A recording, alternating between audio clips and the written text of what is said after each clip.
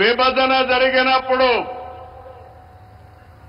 ఆంధ్రప్రదేశ్కు న్యాయం జరగలేదని చెప్పి మొదటిసారి న్యాయం చేయమని చెప్పిన వ్యక్తి మన ప్రధాని నరేంద్ర మోడీ గారు. విభజన జరిగిన తర్వాత పోలవరం ప్రాజెక్టు కోసం ఇది పూర్తి కావాలంటే 7 మండలాలు ఆంధ్రప్రదేశ్కి ఇవ్వాలని 7 మండలాలు ఇచ్చిన తర్వాత పార్లమెంటు సమావేశాలు పెట్టించిన వ్యక్తి నరేంద్ర మోడీ గారని చెప్పి నేను మీకు తెలియజేస్తున్నా.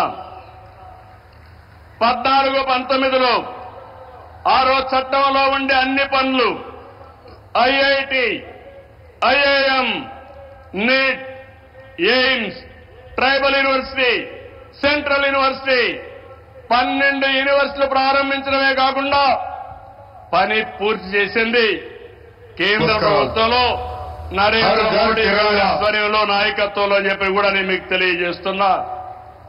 2014-19 हर भारतीय के दिल में भारत बिकॉज ऑफ नमो అనేక సమస్యలు వచ్చాయి.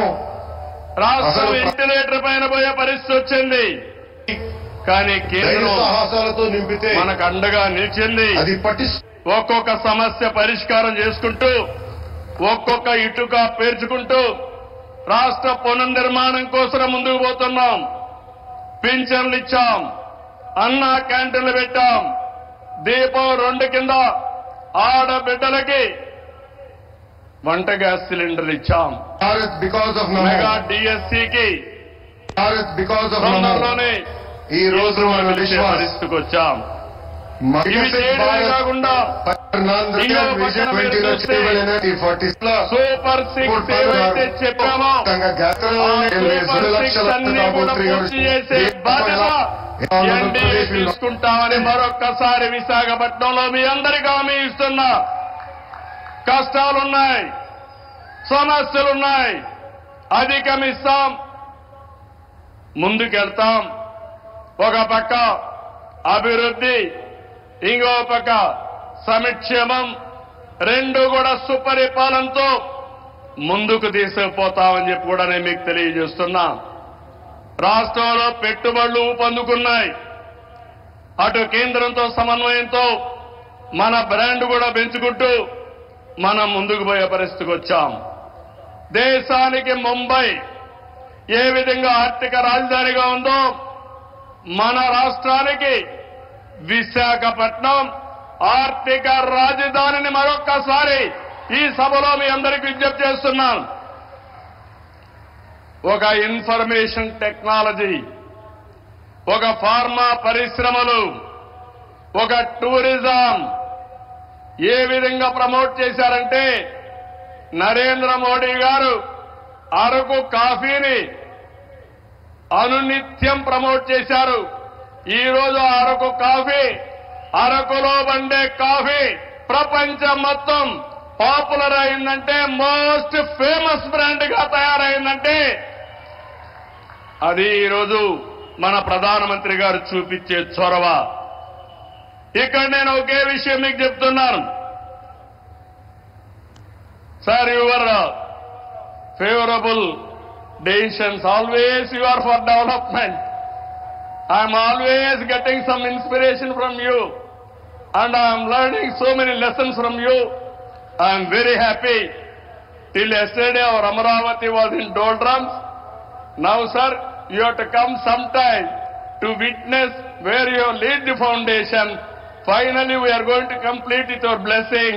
Then you have to inaugurate Amaravati, one of the best city as you dream. Sir, always you are promoting linking of rivers, irrigation. You have done it. You have shown the way. Same way, sir. In Polavaram you have cleared everything. We will complete it. Under your leadership, intra-linking of rivers, we will start immediately. And you bless us, we will complete. That is our commitment, sir. Sir, third one, sir, I am very happy. Under your leadership, BPCL, one of the most important refinery has come in Ramayanpatnam, one of the most backward areas, sir. It is nearly 70,000 Thank you, sir. crores. Thank you very much. I am thanking on behalf of Andhra Pradesh people. Give big applause for our Prime Minister.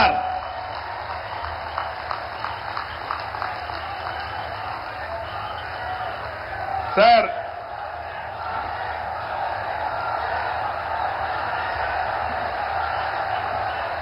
some more things you have to hear. How Narendra Modi ji is functioning in this country. Recently I went to him.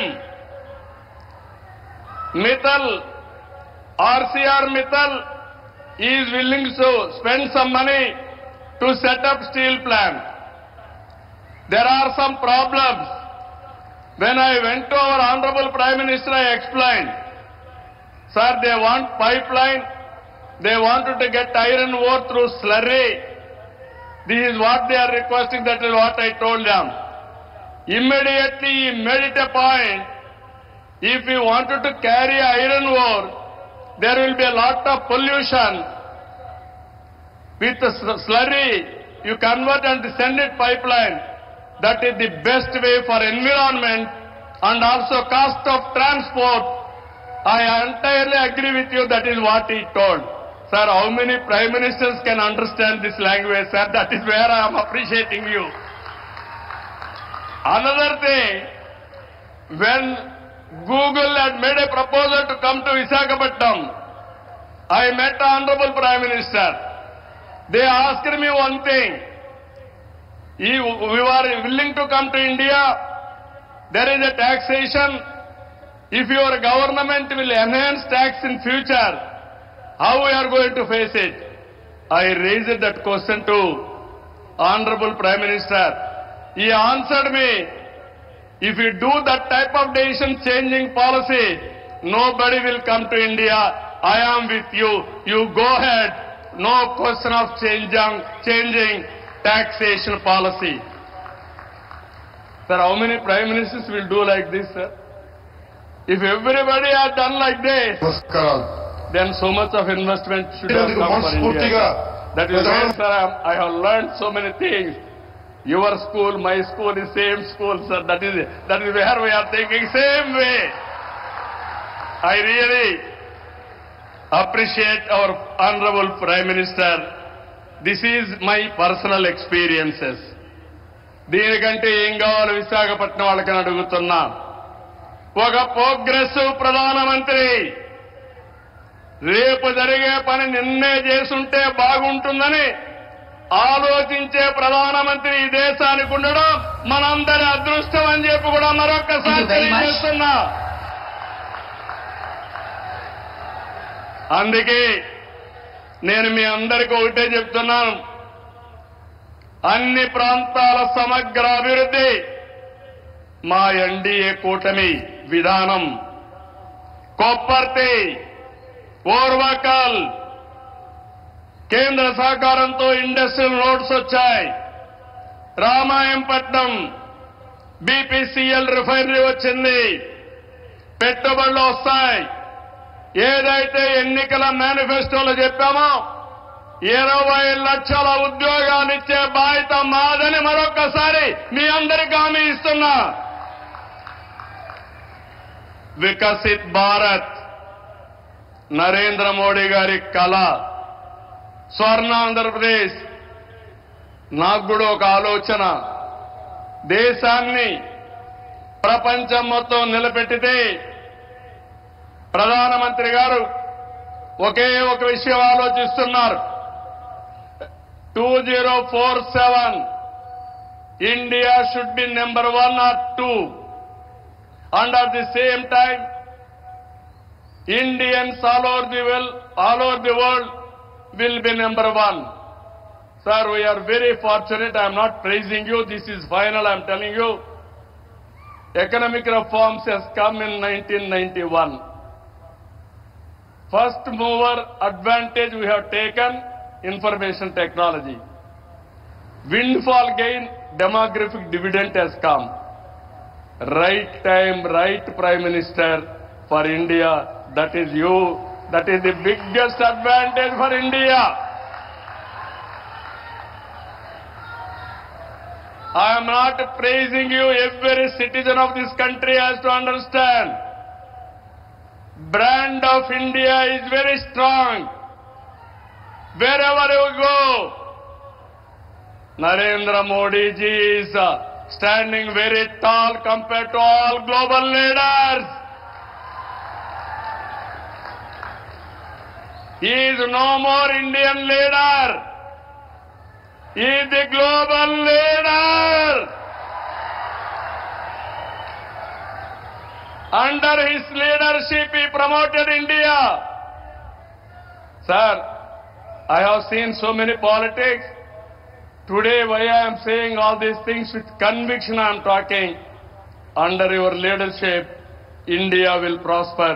That's where we are all proud of you, sir. It is going to happen.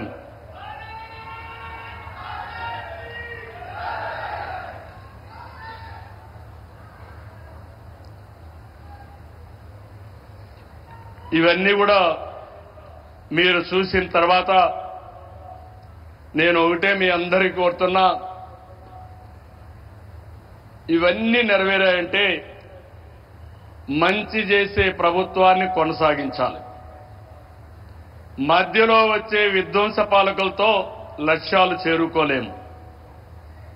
ప్రజలు కంటిన్యూగా support చేసే ఎలాంటి సుపరిపాలన ఇవ్వగలుగుతామో నిరూపించిన వ్యక్తి నరేంద్ర మోడీ గారని చెప్పి నేను మీకు తెలియజేస్తున్నా. మూడోసారి గెలిచారు. నా ఉద్దేశం ప్రజల్లో ఒక చైతన్యం రావాలి. నేను ఇప్పుడు వస్తా ఉంటే స్వర్ణ Andhra Pradesh, our honourable prime minister is referring to me. You have introduced Swarna Andhra Pradesh. Go to universities, educate our students, continuously take it as a campaign mode, then only you will succeed. Andhra Pradesh will become 2047 Swarna Andhra Pradesh. That is what he is telling to me. That is how ఆయన పనిచేస్తూ వచ్చాడు. ఈరోజు అందుకనే మిమ్మల్ని ఒకటే కోరుతున్నాం, NDA బలంగా ఉంటే భారతదేశం బలంగా ఉంటుంది. ఇక్కడ కూటమి ప్రభుత్వం బలంగా ఉంటే ఆంధ్ర రాష్ట్రం బలంగా ఉంటుంది. డబల్ ఇంజన్ సర్కార్, డబల్ డిజిట్ గ్రోత్ అంటే కేంద్ర రాష్ట్రం ఇద్దరం కలిసి పనిచేస్తే, రెండు ప్రభుత్వాలు ఒకటిగా ఉంటే రెండంకెల అభివృద్ధి సాధ్యం. అప్పుడే పేదరిక నిర్మూలన సాధ్యం. పేదరిక నిర్మూలన, ఈ దేశ అభివృద్ధి నరేంద్ర మోడీ గారు దేశం అంతా చేస్తే, ఈ ఆంధ్ర రాష్ట్రంలో మా కూటమి తరఫున మీ అందరికీ హామీ ఇస్తున్నా, జీరో పావర్టీ, ఆర్థిక అసమానతలు తగ్గించే విధానానికి ముందుకు పోతామని మరొక్కసారి తెలియజేసుకుంటూ, అందులో భాగంగానే ఇది మొదటి అడుగు, మంచి అడుగు.